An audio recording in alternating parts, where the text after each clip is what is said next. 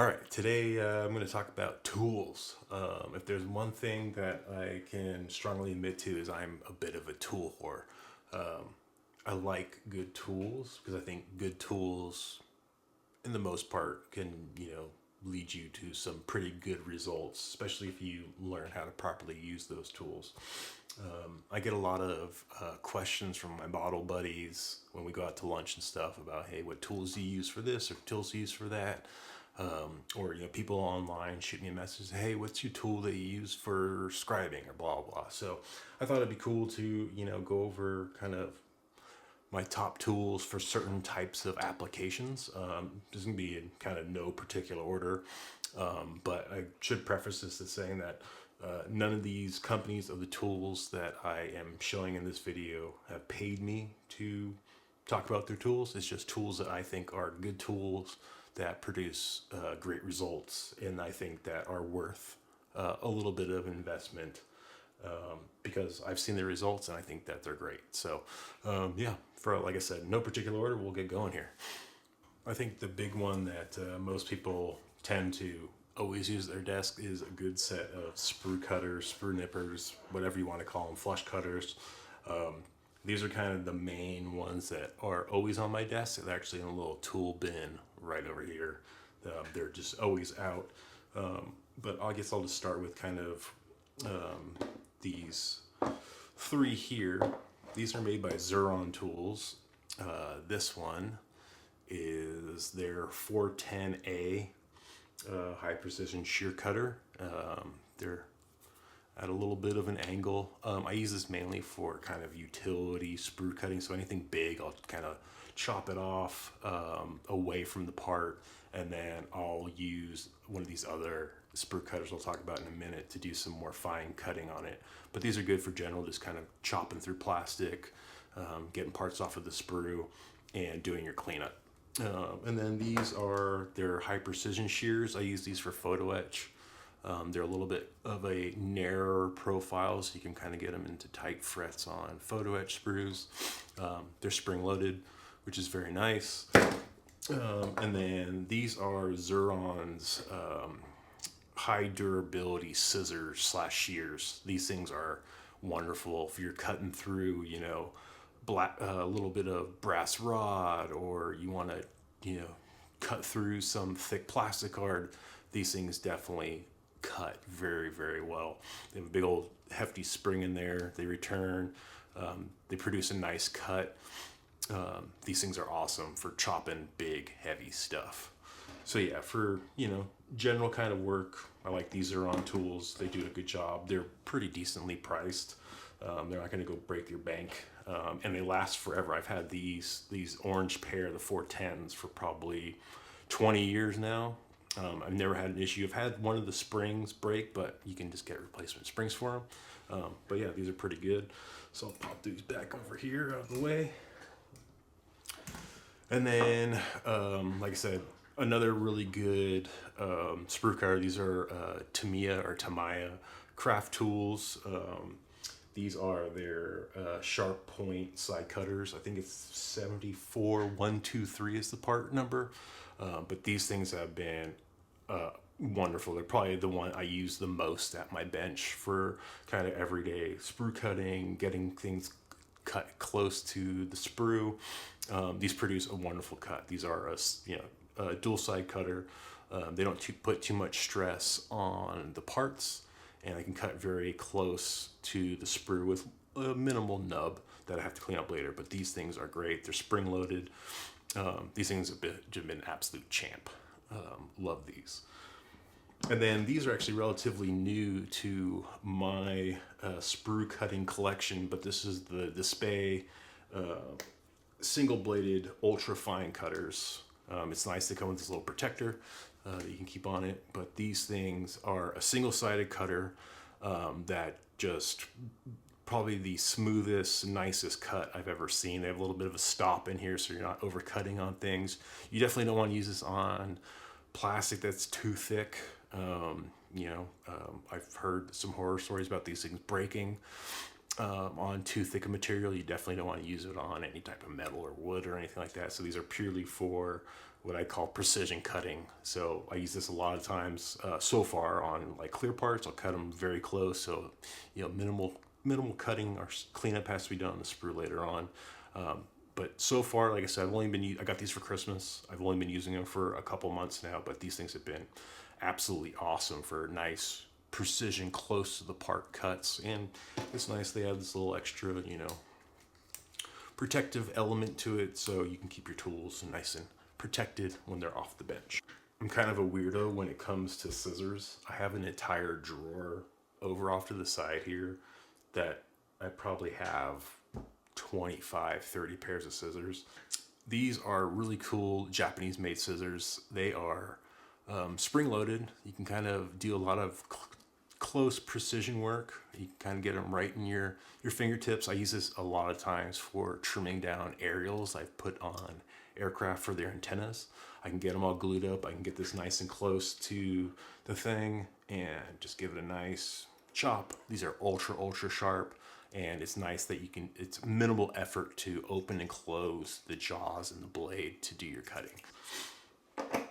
And then, you know, these are another Tamiya product. These are Tamiya Craft Tools precision scissors.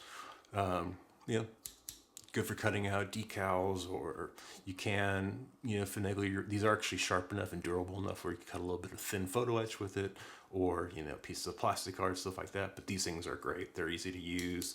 You know, they cut real well. They're super duper sharp.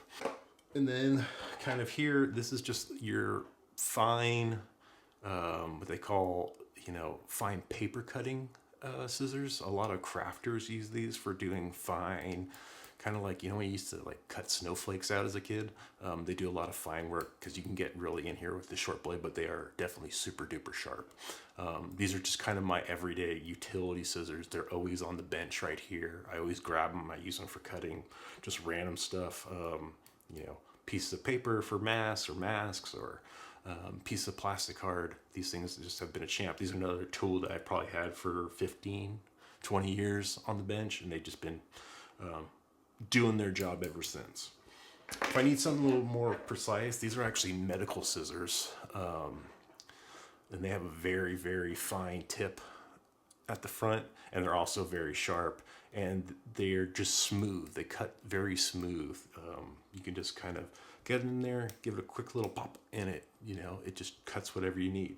I think a good pair of scissors on your desk that can cover many applications is probably something good to have.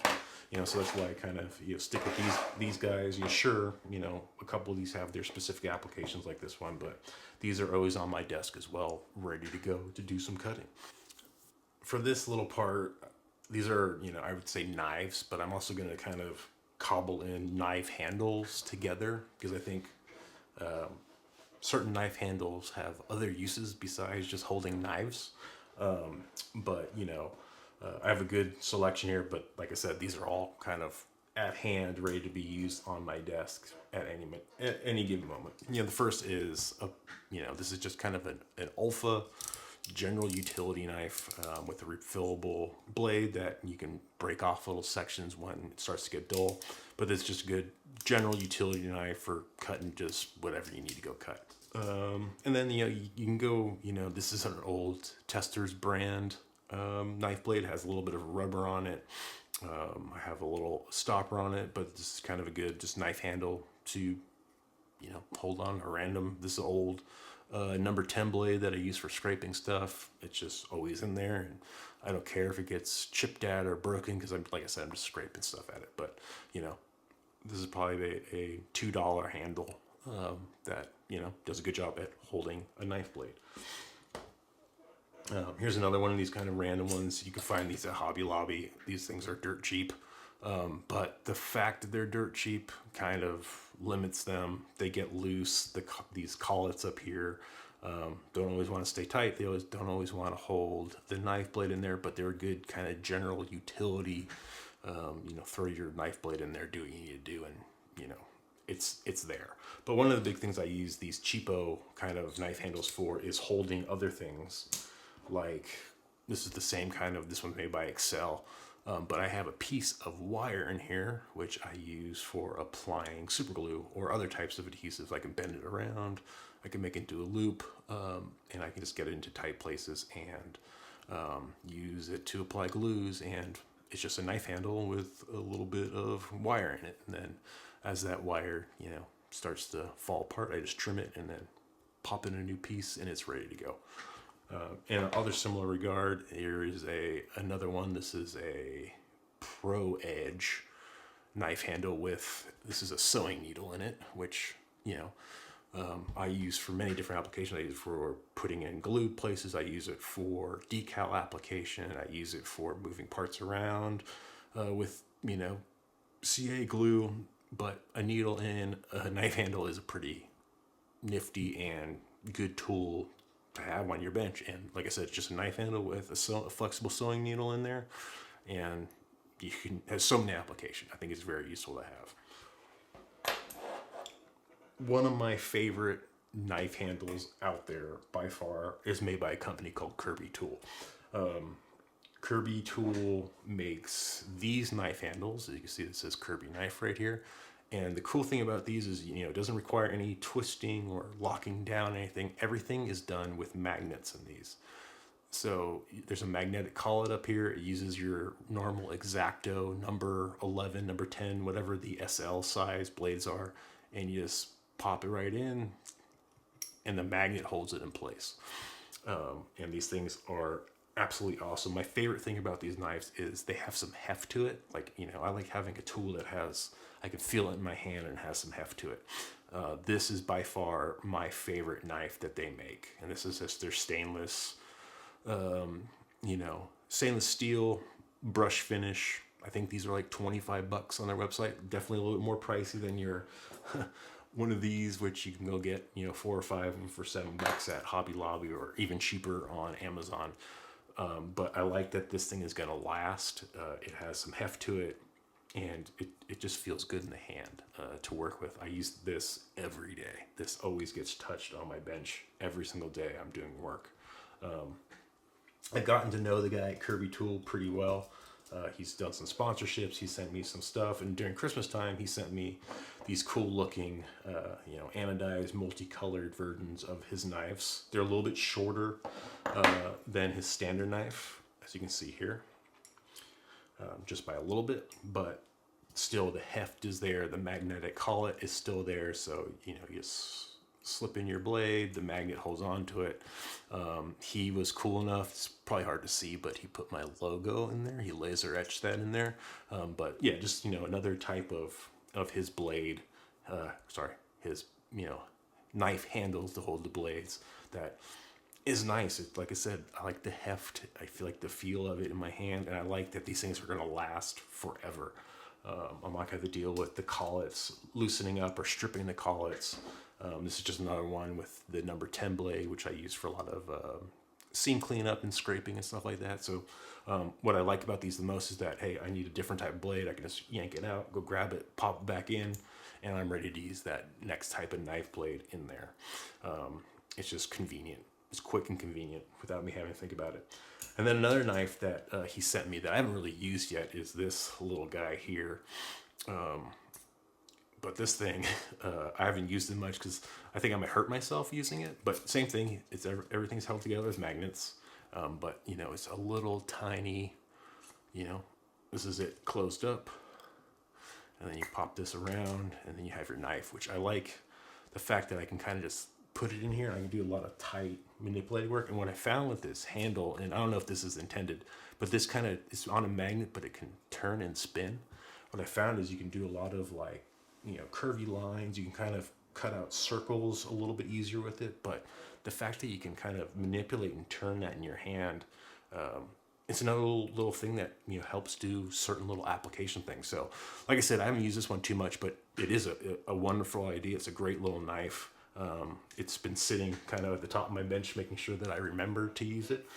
So when I do, I do. But, I think knife handles are knife handles, but I'm a little weird where I like a little bit of heft. I like the durability. I like something I don't have to go buy 1,000 of, but even though I do have a lot of these different kind of just random knife handles, and you know the blades that go with it kind of sitting in the bench. But I think it's good to have a little bit of variety. You know, variety is the spice of life, especially you want to throw a needle or something else in it to do some other applications. So yeah, those are knife handles. Tweezers is another thing. I think everyone should have a few different varieties on their desk that do different things. You know, stuff for precision placing or grabbing things, stuff for holding things while you're, you know, painting or whatever. You know, there's even tweezers like this one here that's for dedicated for photo edge bending.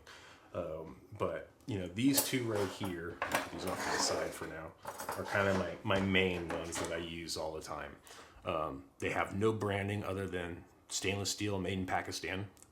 But these things have been just absolutely awesome tweezers.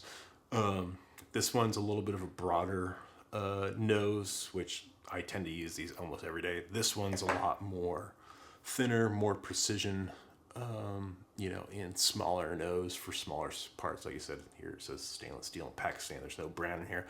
I found these at a hobby shop back when I lived in California, and I've had them since. It's probably another thing that's been on my bench for 20 plus years. But yeah, these are good tweezers for just grabbing stuff, placing stuff, and doing, you know, just general work with. These are always on the bench. They're always getting used. You know, they have a little bit of heft to them, so they feel good in the hands. But they are good, just kind of straight-nosed, precision tweezers. So if you can find something similar to this, it's made of good quality material, I would definitely go pick up a pair similar to these. If I can find something similar to this, I'll try to link it below. But like I said, I found them at a random store way back when, so I don't even know. And then, you know, Tamiya in their craft tool line have a bunch of really good tweezers. They have these these curved angle ones, which are really nice. They're very, you know, flexible. I think these are their 146 in their tool line, but these are great. And another one of their angle pair are these Tamiya craft tool long nose ones. These ones are smooth, just like the other ones. They're smooth on the inside, so you're not going to mar any pieces. But these are good sets of tweezers from Tamiya Craft Tools. As you can see there, this is the black one, and this is the stainless steel curved one with the curved nose. And then I use a lot of locking tweezers, whether they're these cross-locking tweezers like these, where you just add a little bit of force, and then you can pop up something in there, like, you know, the sprue, and it will hold it in place without you having to squeeze it closed. I use this a lot for painting. I keep a few of these on the bench. You know, like right here, I'm working on an F86 Saber, and I have all the gear doors on it that I've just finished doing painting with. So they're just kind of hanging out there, so I can paint both sides, and they're just off to the side. But yeah, I think these are very useful to have on your bench. Just another set of helping hands, basically. They do an outstanding job. I have all sorts of flavors. I have straight ones. I use a lot of these angle ones because I can put the part like this, and I can angle up on the desk, and it, you know, stays out of the way. But yeah, these are invaluable. And then these are slide locking tweezers. Another one that I found that is a stainless steel in Pakistan, but if you just look up slide locking tweezers, or in this case cross locking tweezers, you usually find a couple of different types of these. But same thing, you can put your part in there, slide this closed, and it will lock the jaws of the tweezer closed. And you can, same thing, you use it for like this part here. Put it in there, and it automatically adjusts to the size and puts the right amount of pressure on it, so you can hold on to stuff. And these things are thin enough where you can hold on to like a little piece of paper if you wanted to, and it'll hold on to it for dear life. But slide locking and cross locking tweezers, definitely a good little thing to have on the bench. And then, like I said, Tamiya has these photo etch bending tweezers like these. They have a flat edge, so you can do all your small bending work. I also have a dedicated photo etch bending tool, but for the most part, when you work in 1/48 scale aircraft, you're not bending big old things. It's a lot of small stuff, so I can do most of my work with these type of tweezers. I know Tamiya also has this set of pliers that look like this. These are photo etch bending pliers. When I first got these things were great. but slowly over time, the jaws no longer square up, so you're not getting a perfect flat bend or a 90-degree bend is what these were designed to use. Sure, these still have their uses, but they don't get a lot of use because they've kind of lost their form and they don't work properly anymore. So I tend to use these most of the time when I'm doing most of my photo etch work. Is these tiny Tamiya Craft Tools photo etch bending tweezers. But yeah, a lot of different types of tweezers out there. I saw a guy on a YouTube video the other day, and I looked at his tweezers and I'm like, oh, I need to get a pair of those because they look like they would be useful. They were very similar to these, but they had a little bit more of a sharper point, and they just looked more useful than some of these curved nose tweezers that I currently have. So I'll probably get a pair of those and give them a try. But yeah, you can't have too many sets of tweezers. You open up my drawer here, I probably have, a couple dozen of these slide lock, a couple dozen of the cross lock. There's even this type of cross lock that has this frame on it. These are designed for soldering, so you can keep them up on the bench. What I use these for a lot of times is to tension off radio antenna lines on aircraft. So I'll, aircraft will be here. I'll tension this off in the line, and then I can set it up so I can do all my gluing with, my knife handles with the, the glue applicator and that kind of stuff. But like I said, all sorts of varieties when it comes to tweezers. Just, buy a good pair that's going to last you a long time. Like I said, the main two I use right here, I probably have these for 20 years, and they've just been absolute workhorses on the bench. I remember I couldn't find this at one point. I got all freaked out that I lost it, and then I tracked it down. I wasn't wearing so much, but yeah, get yourself some good pairs of tweezers. If there's one thing I have a lot of different types of tools dedicated to, it's scribing stuff. I'm definitely, over the years, I've learned that the good tools produce good results when it comes to scribing. I had to do a lot of experimentation, and I know there's a lot of things on the table here, but these have kind of been the mainstays for the last few years of how I do scribing. Let me clear off so it's not so much clutter here. I think everyone has seen these types of scribing tools. It's kind of the hook nose broach. This one's made by Trumpeter. This is their P tool, as they call it. This thing, I use this a lot for doing a lot of work after I use some of these other tools. And then I think everyone's seen this version. This is the Tamiya Craft Tool plastic scriber P tool with the retractable blade, and then there's a little pack in here for a new blade if you need it. This one's good and all, but I find that this handle kind of gets in the way of your vision of when you're doing things. It's just a little chonky, but it gets the job done if you need a decent scriber. These two are pretty decently priced. You can find these pretty much at any hobby store or online at most retailers, and they'll pretty much always have these in stock. But these two are decent tools. But I learned that those have a little bit of, they can only do so much. I started recently using a lot of these fine craft saws. Tamiya makes a couple different packs. These craft saws are on a photo etch fret, and then you just cut them out and then you throw them in your knife handle. Like I said, having a lot of knife handles is a good thing to have. So you already show, these are the Excel knife handles. I think I got a pack of 5 of these for like maybe $4, something like that. But just use them to hold your craft saws in. But as you see here, this was the curved one. I use the curved ones a lot. I think the curved ones are great for working over curved surfaces. They have kind of like this nose on it, so you can kind of get that into tight corners and kind of work at it, and then use the rest of the curve to work over different things. I think I have a video where I show kind of my scribing process, and a lot of the scribing done in that video is done with these Tamiya craft saws. So like I said, I have a couple of these curved ones. These ones get used a lot. Like I said, these are all tools that are always on my bench, and these 0.1 millimeter fine craft saws are always out.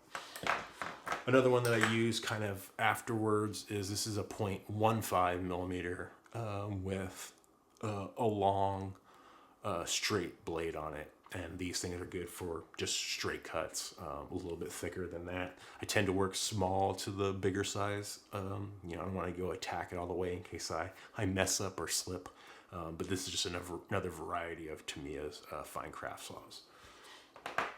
And then I have these ones here. These are made by RP Tools, or RB Productions, sorry. And these ones are, they're short, flat sections that you can get into corners. So, you know, you can only go so far, like into a wing root or what have you. These you can go get in there and pull and cut and get in those tight spaces with these type of saw blades. So they're not necessary, but they're a handy tool to have. You can definitely do the same work with kind of the little nose on these craft saws, but it's just a good little another tool to have in your toolbox to do some of the similar work. And then some of my favorites when it comes to scribing tools are these guys, and these are from MRP. Unfortunately, my black handle, which is the narrow scriber, I broke.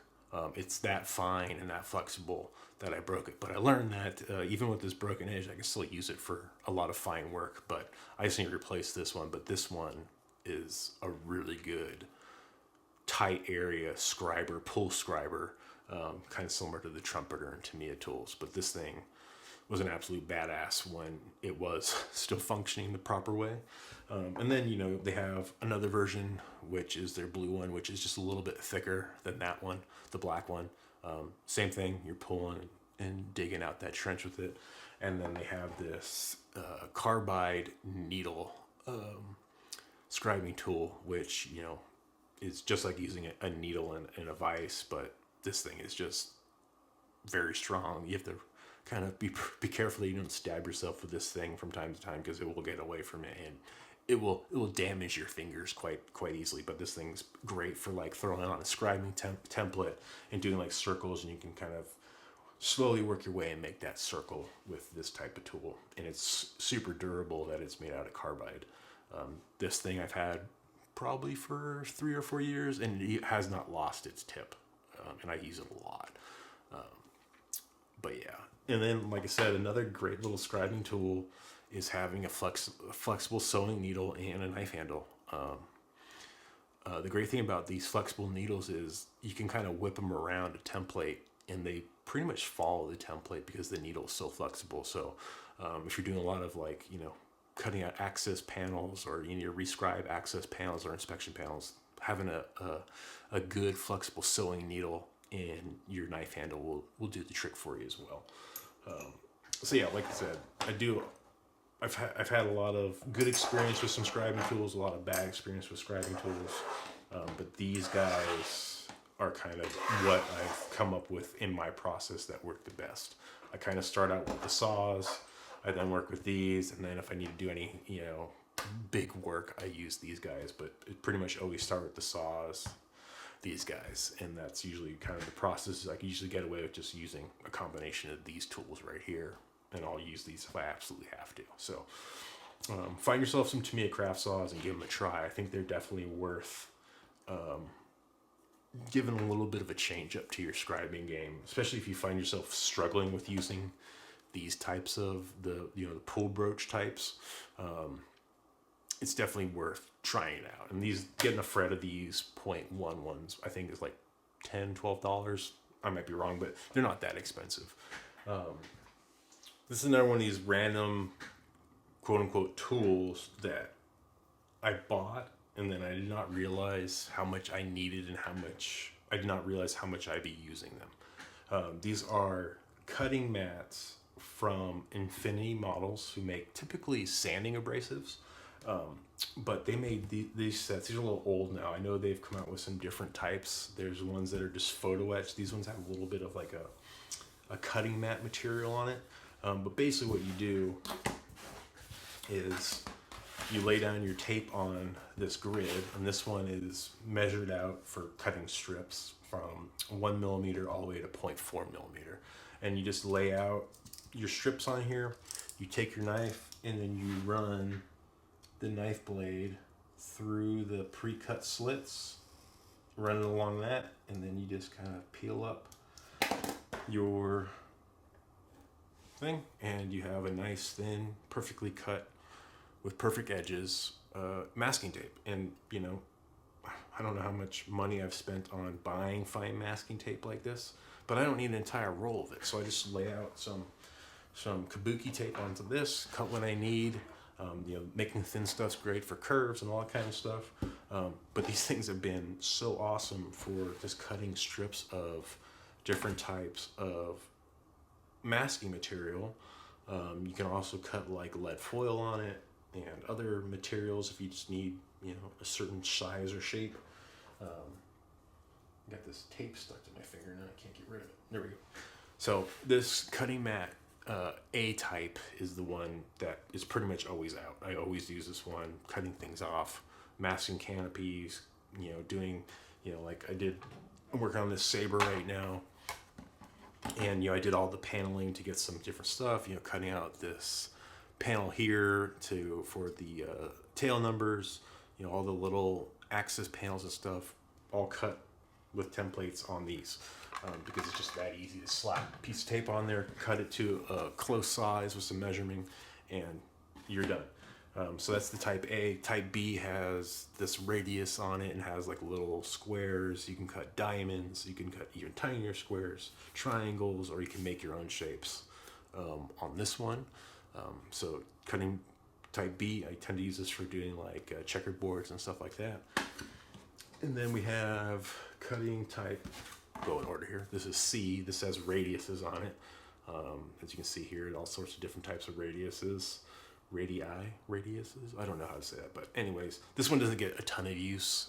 The one thing I've noticed with these is they're a little bit harder to cut on because it's hard to keep your blade running at that perfect curve. Just takes a little practice. But what I have learned is when you're using these type of templates or this, you know, radius here, is another handy little knife here. This is made by Fiskars, and this has a swiveling head on it. So this knife blade swivels as you move it. You kind of throw it in it's like a ring, and then you can actually, this will swivel along with the radius, making sure you get that exact cut. The only downside about these knives is these blades dull out very quickly on these surfaces. So just something to note. But I do a lot of riveting of surfaces of aircraft, and it's not one of those things where I think where good tools yield good results. For a long time, I was using these. These were photo etch rivet ponce wheels, as you call them. These were made by RB Productions. They're on a knife handle blade. I guess knife handle blade might be probably the thing I use the most of out of this entire video. But these were starting to wear out on me. And then, you know, I was doing it so much, I was like, hey, maybe I should get some of the Rosie the Riveters. And my wife got me a set of 4 from UMM USA. But unfortunately, I believe the gentleman who was making these passed away. And these things are wonderful tools. They're really well made. They produce great rivets. So, you know, they have this wonderful, nice, comfy handle. This is a 1 millimeter Rosie, and that, you know, is how the distance between the teeth on the ponce wheel. So I have that one. That one's designed for 32nd scale, but you can use it on 48th as well. This one's a 0.55, and this one's designed for 1/72 and 1/48. This one gets a lot of use with me. Next one is a 0.4. This one says it's designed for 1/72, but I've used it on certain applications in 1/48. Very, very fine teeth on there. And the last one's the one I use the most, and this is the 0.75. This one's for 1/48 and 1/32. I think it just has the right spacing and right size for most applications in 1/48 scale.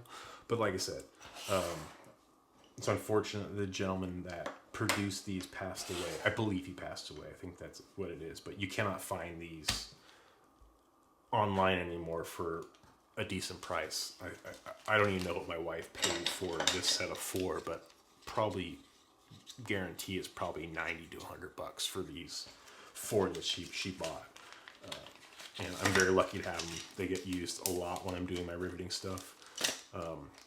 The one thing I always wanted to get from Rose of the River was their double and triple sets.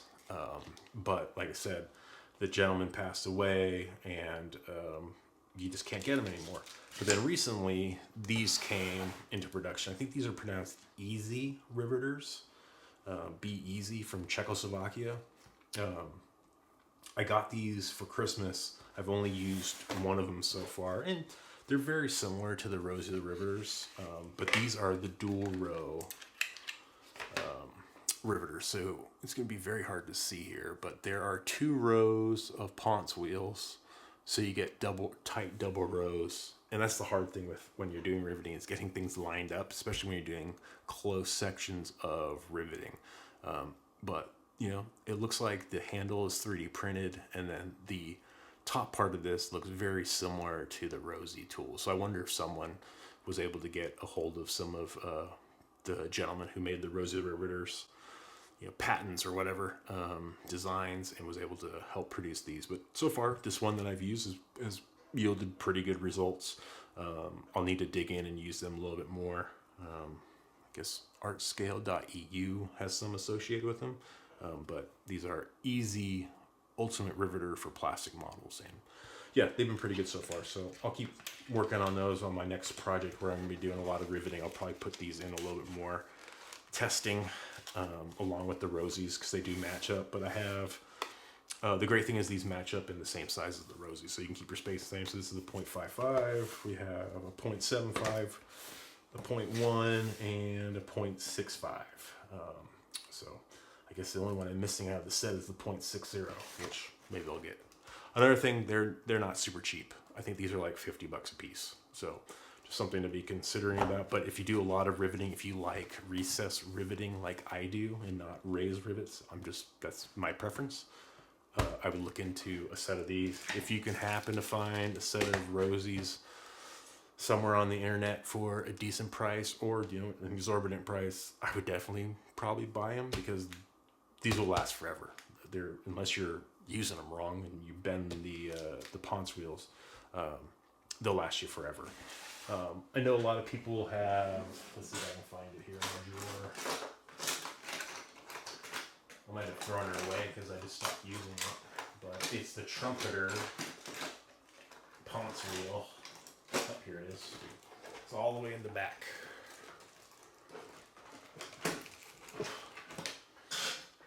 But I think I see these people trying these out online. I think they're good starter riveters. I think you're not really getting rounded rivets with it. You're getting more of like dashed out lines, and you really can't get these into corners. They're just so chunky. But these produce pretty good results. They're good for doing like long stretches of rivets. When I built my PBY, I sanded away a ton of rivet detail on it, but I was able to use this because it just happened to be the right spacing. I just laid it out, and I went back with a needle and I'm going to say it again, a needle and a knife handle, and I just punched them in so they were nice and round. Good little riveting tool here. And as I was digging out, I totally forgot about another cool tool that I use for riveting, and this is the MDC rivet making tool. You can also find these, I think these are called like leather awls as well. I got mine from Ultracast when they had a tool sale.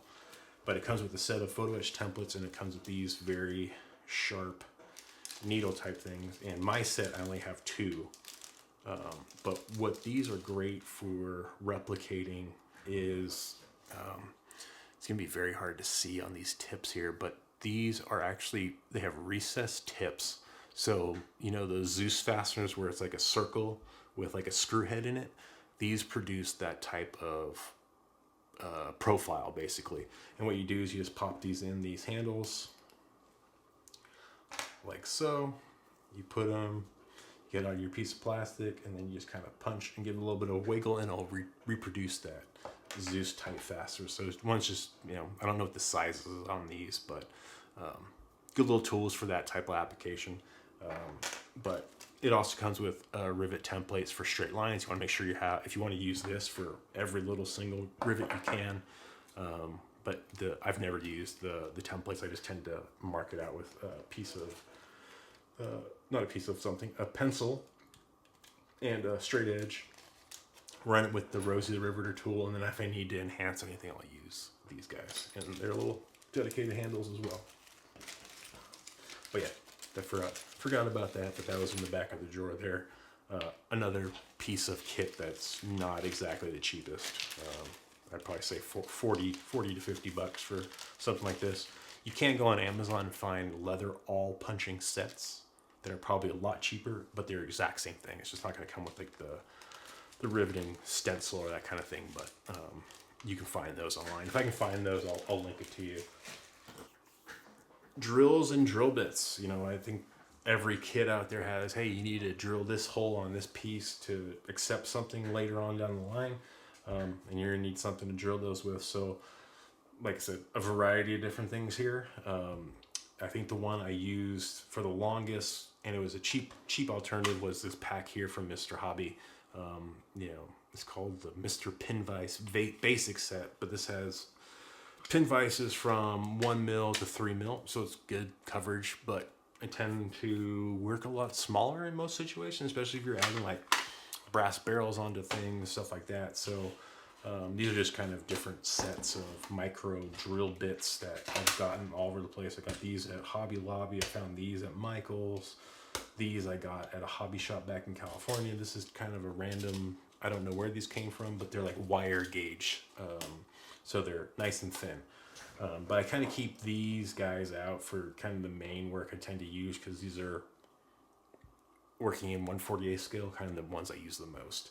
But this is a Tamiya pin vise, you know, drill bit holder with, I don't know what's in here right now, but you know, this one does. It works perfectly. It's nice and durable. Has it can accept a nice thin drill bit all the way up to these wire gauge ones. This one I know I bought at Hobby Lobby. It's good, just kind of random utility one. It has switchable heads. So this collet is a little bit bigger for bigger bits. This collet is currently on there, works in the wire gauges. I know I don't know what size this drill bit is, but if I drill a hole with it, a typical toothpick will fit in that hole. So when I'm like pinning stuff for, you know, things like, this is a wheel for the F86. This is that hole that makes, and I know that the tip of the toothpick will fit perfectly in there.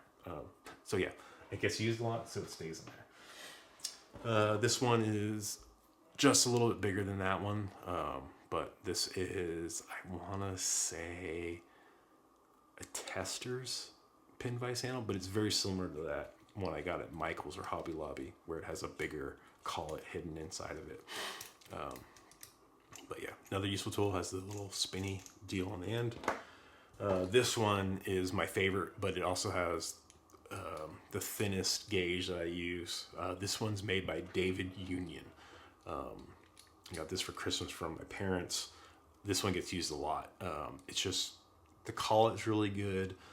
It's a locking collet on here. I can hold very thin, but it also doesn't put too much stress on these little tiny bits that you have in there. And you can just kind of slowly work at it and drill out your hole. And then when I'm typically drilling a hole, I start small and work to big.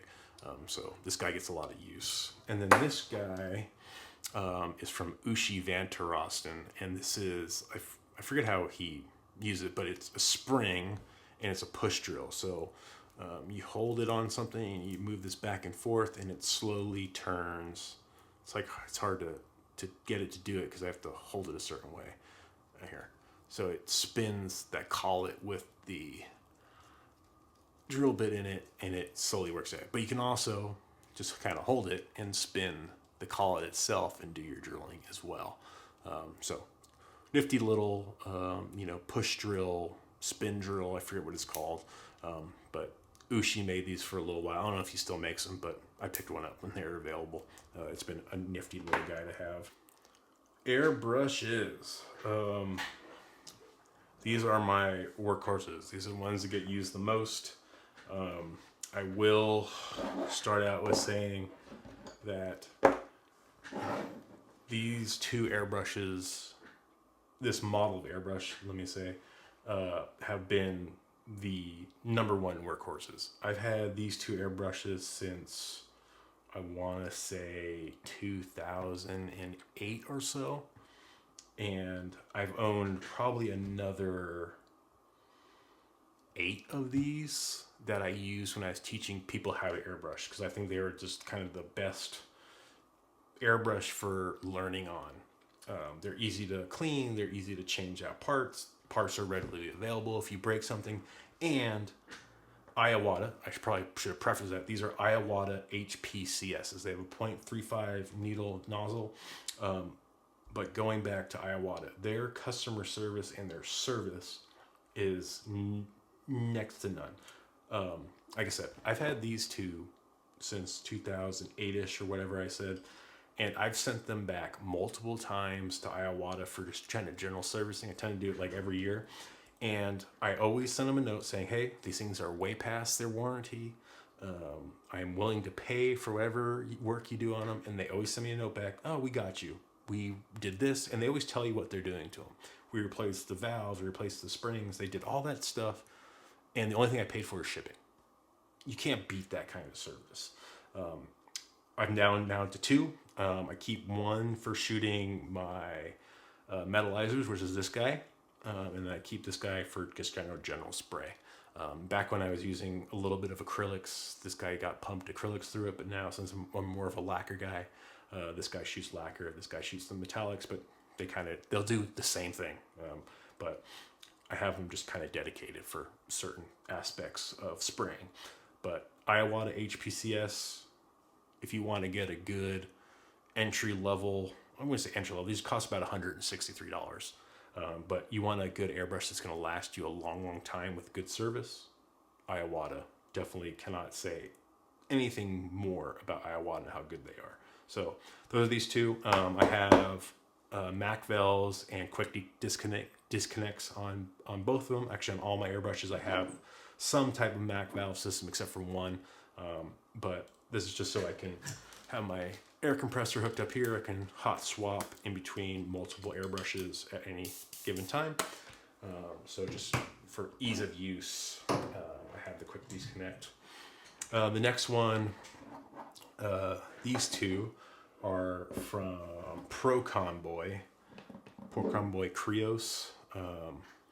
But this is a PS771. This is a .018 millimeter nozzle. I use this just as much as I use Iwata's, but this does a lot of really good fine paint work. I'm a black base guy, so I do a lot of my model work with this, a lot of tight detail painting.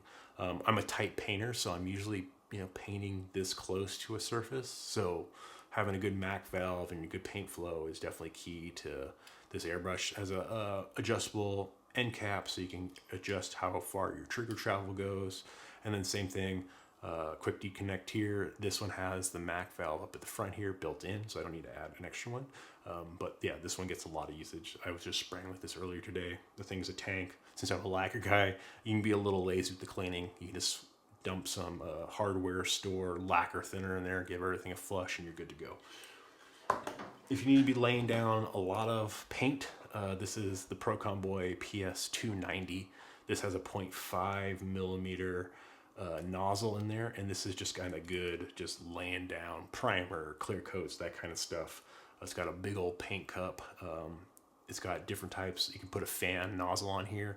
I just don't use the fan nozzle because it doesn't work the way a traditional fan nozzle type airbrush would work, so I just don't use it. Same thing, adjustable trigger cap. This is a trigger style, so definitely a little bit different to use. But like I said, if you need to lay down a lot of paint, a lot of primer, that kind of stuff, this is a good brush to have. It doesn't get a ton of usage, but when I do, I understand the reason why I bought it in the first place. And same thing, quick disconnect, Mac valve, which doesn't get a ton of usage, but this thing definitely can blow some paint.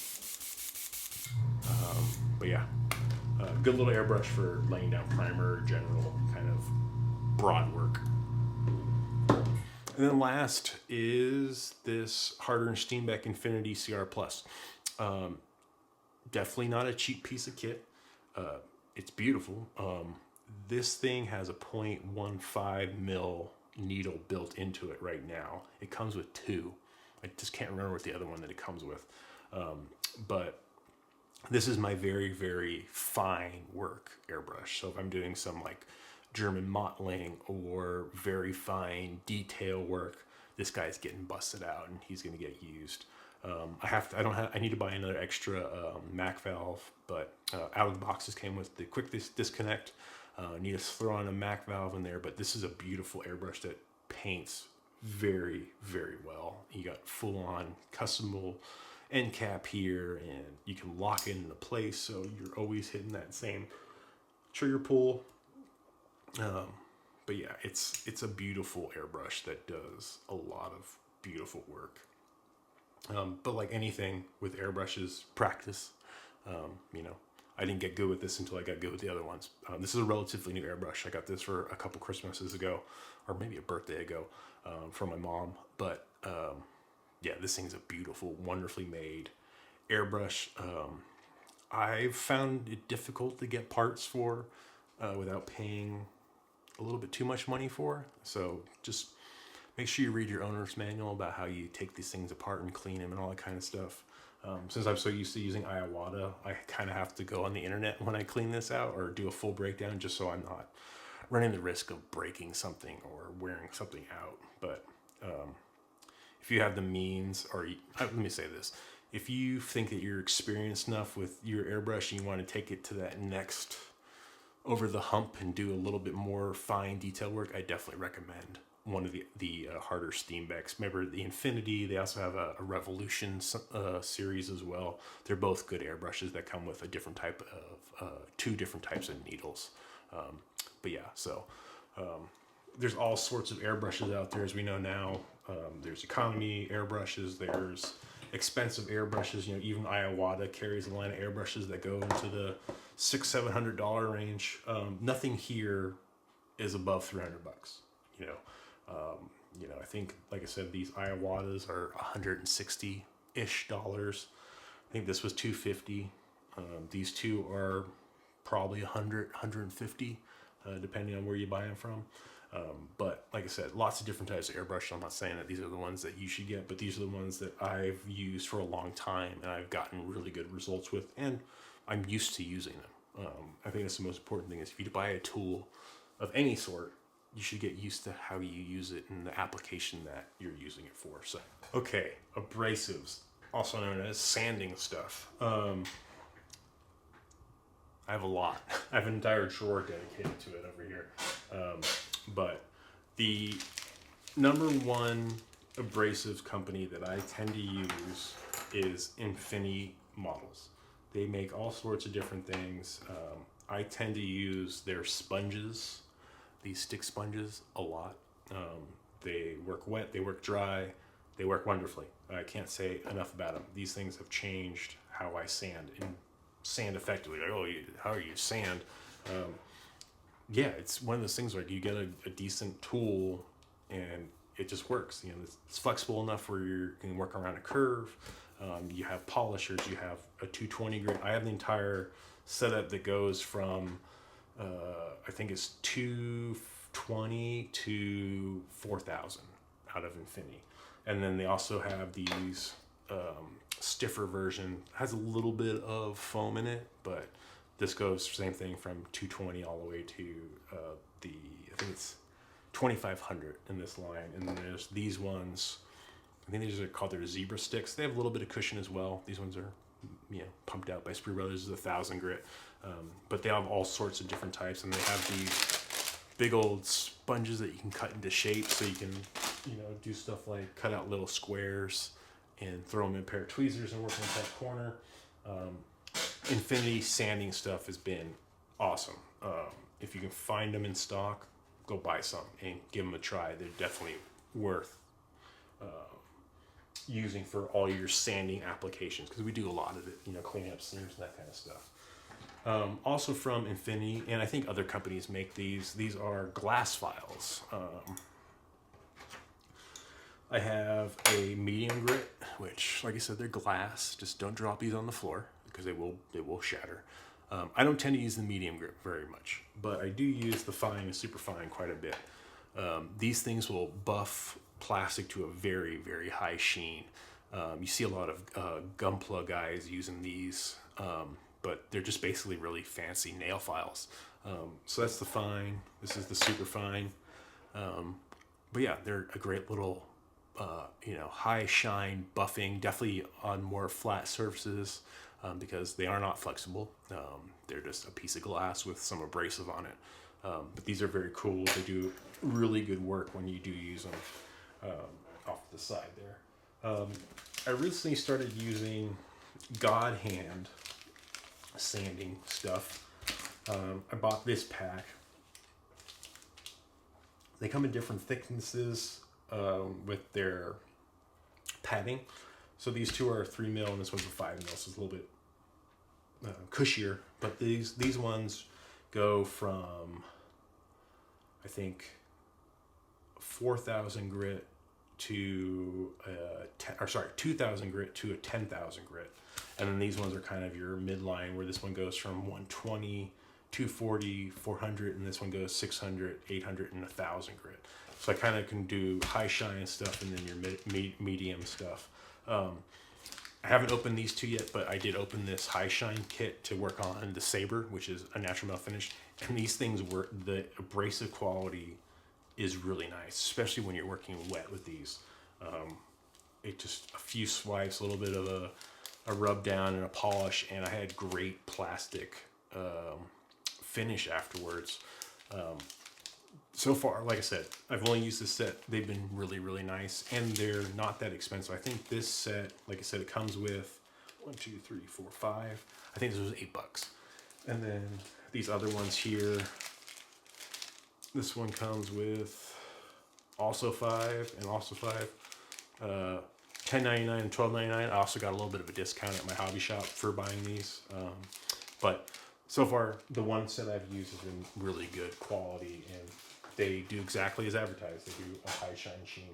I was about to wrap it up, and then I came across one tool that I remember I bought, and it's another tool that gets used every day, especially if you use Tamiya paint or if you use any of the Gunze colors and your caps tend to get stuck.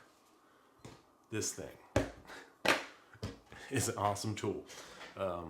So what tends to happen to me is when I use like Tamiya clears, the caps get stuck on there, especially when they leak and stuff like this. But what you do is you throw this in this little rubber thing, you throw the key on top, and you give it a twist, and it pops right off. And you can tighten it up too. But I've had a lot of stuck caps that I have gotten loose with this bad boy.